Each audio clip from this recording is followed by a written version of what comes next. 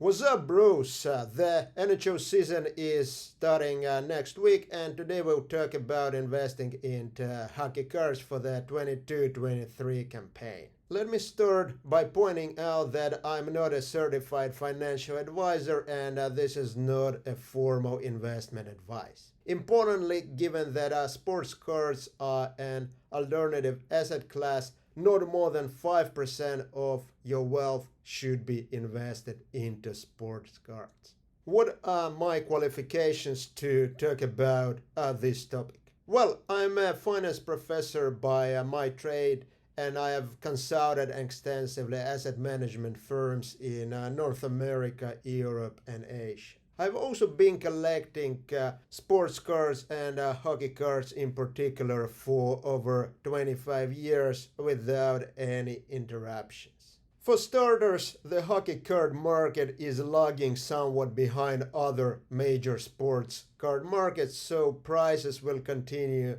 going down for at least 1-2 more years, especially adjusted for inflation. Thus, right now is perhaps not the best time to invest in hockey cards, but given our long-term investment horizon, it's not the worst time to invest either. Today we'll talk about investing into active players, then retired players, and finally about some gambling. To avoid any conflict of interest, I disclose that I own all cards I recommend in the investment section of this video, and I don't own any cards I recommend in the gambling section of this video. Let's start with active players. The key investment principle here is that a price of 99% of active players will go down. So you only invest into established generational talent players. The only active player worth investing right now is Sidney Crosby. The only other active established generational talent player is Alex Ovechkin. However, his card prices are somewhat inflated.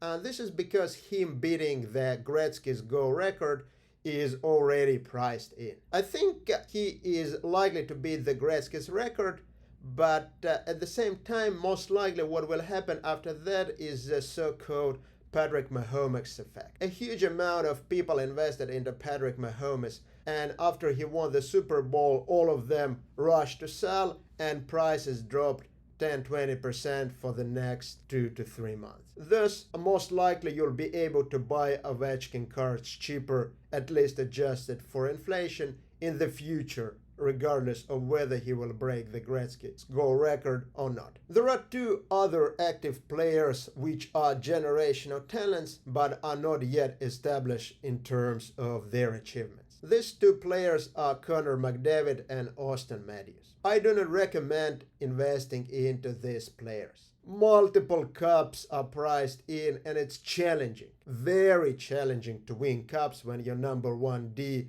is Darnell Nurse or when your goaltending duo is Murray Samsonov. Even if they will manage to win the cups regardless of all these factors, given the huge amount of investors into these players, there again will be a Mahomes effect, and you will be able to buy the cards cheaper for the next couple of months after that. So our player to invest is Sidney Crosby. So which cards of him to buy? Mid-end rookies such as young guns in as high grade as you can afford. Also, if you can afford future watch rookie autos in as high grade as your budget allows. Don't buy low-end rookie cards such as Victory, for example, because the supply is just way too large for any meaningful price gains.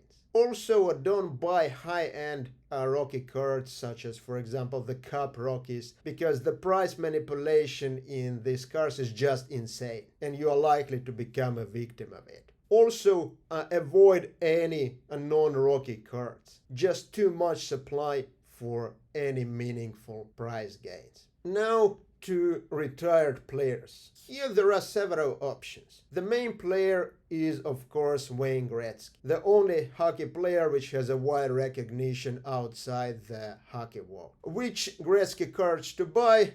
Well, first and foremost, OPG rookies in as high grade as you can afford. Avoid any non-rookie cards including autos, patches, shiny parallels. Upper deck is pouring out in huge quantities. The supply is just too high for strong gains. There are also some other very interesting investment choices with respect to retired players.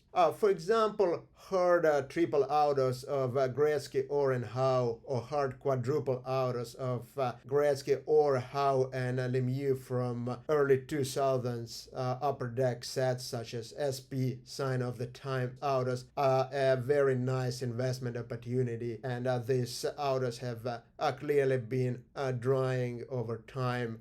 They're of course a little bit a niche because it's hard to acquire them in a large quantities, so I wouldn't call them a mainstream investment opportunity, but it's a nice little opportunity if you see them available. And that's it for the investment section. And now to the gambling section. I personally think that the players I will mention next are much more likely to decrease in prices than to increase in prices, but I think the upside downside trade-off for them is better than for the vast majority of players. So what are up and coming teams in the league? Carolina, Florida, Anaheim, New Jersey, Ottawa, Detroit.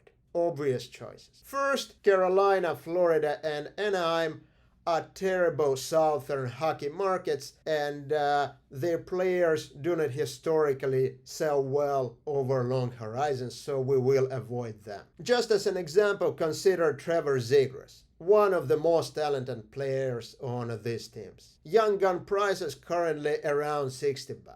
What is the likely future of Trevor Zegras? In my opinion, he would be lucky to have the same career as the just retired captain of his team, Ryan Getzlaf. For comparison, Ryan Getzlaf's young gun price is $15 now with a much smaller print run. Next up is New Jersey. New Jersey is also not the strongest hockey market by any measure. However, personally, my main issue with New Jersey is that it's not clear for me why the team is considered to be up and coming team. Yep, they got lucky in the draft lottery and drafted two great centers in Hischier and Hughes. However, for a couple of seasons, goalies and wingers were major trouble, and the management hasn't done anything in order to fix it. For wingers, for example, this offseason, the main goals were Gaudreau and Tkachuk. Who did they get instead? Well, Palat. Another goal was to get a consistent, experienced goalie to help Mackenzie Blackwood to get back on track. I don't know if there is a less consistent goalie than Vitek Vanacek, who New Jersey brought in order to address this problem. For these reasons, I personally do not have any confidence that the management will be able to build any kind of contender and around Hughes and Hischier, and I would avoiding investing into any Devils cards. Now, Ottawa is a more juicy case. Unlike New Jersey under the new ownership, Ottawa is actually doing some very smart moves in order to complement their young core. For example, these off-season acquisitions of DeBrincat and Giroux are very strong acquisitions. Also, as a Canadian market, it is a relatively strong card market. So, which Senators players to invest in? The golden rule of hockey investing is that in order for a winger to sell well, he must be an Ovechkin. In order for a defender to sell well, he must be Bobby Orr. So we have to invest into goalies and centers. With respect to goalies, it's obvious that Anton Forsberg and Cam Talbot are not our choices to invest. However, at center, there are some pretty interesting names, in particular Josh Norris and Tim Stützle. Theoretically, both of these players are investable. Norris, as a slightly more two-way and a more physical player, has a higher floor, while Stützle, as a more offensively skillful player, has a higher ceiling. Now, while investing into Norris and Stützle is not a bad gamble at all, I'm personally not very enthusiastic about it because their card prices are already very, very high. Consider Stützle, for example. A good comparison for him would be Leon Draisaitl, also a center for a Canadian team, and also he's a German countryman. Now Stützle prices are around 50%, perhaps slightly less than 50% of Draisaitl prices for comparable cards. If Stützle will be able to achieve what Draisaitl achieved and perhaps even slightly more, which is not a super unlikely scenario because the team around him is better built, his prices may be 70 to 75% of what Draisaitl prices are now. Just for the reason that Ottawa is a much, much smaller hobby market and has a much weaker hobby following overall than Edmonton. For this reason, if you adjust for the sale stacks when you buy and for the selling fees when you sell, your gains of investing into players like Stützle or Norris are going to be modest. The last and the most interesting team is Red Wings. First, Yzerman is really building it into a legitimate contender. It's a slow process and obviously they're not going to contend this season. In fact, I think that Ottawa, for example, is more likely to make playoffs this season over Detroit, but in a couple of seasons, I really see Detroit contending. Yzerman is essentially repeating what he did building the dynasty in Tampa Bay, and this gives a lot of confidence in Red Wings' future. Also, Detroit, as an original six team right by the Canadian border, has a very, very strong hobby following. You can check what past Detroit greats are selling for, and you will be surprised. And I'm not asking you to look like for the superstars like Howe and Yzerman. Just check what a strong second tier Red Wings players such as like Zetterberg or Datsuk are selling for. So who to invest in on Red Wings? Remember our golden rule of the hockey card investing: goalies and centers. So in the net we have Husso and Nedeljkovic, not our choices by any measure, but at center we have the team captain and the Michigan native at the same time, Dylan Larkin. Dylan Larkin is a great two-way player who has been constantly improving his game at the both end of the ice and hit almost a point per game last season. Yes, he had a couple of seasons with weaker production, but if you actually watched Detroit games, you saw that during these seasons he really improved his defensive game. At the same time, card-wise, Dylan Larkin is a very cheap player.